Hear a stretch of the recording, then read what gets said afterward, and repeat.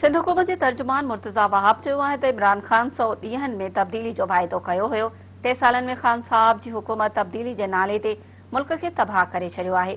कराची में press conference कंदे मुर्तज़ा वहाब चयो त हुकूमत खे 1000 ॾींहं थी चुका आहिनि।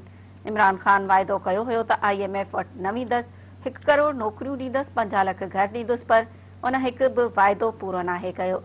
हुन चयो त ख़ान साहब खां केरु पुछे त GDP छा आहे, मूंखे त लॻे थो ग्रैंड डिस्ट्रैक्शन ऑफ पाकिस्तान आहे।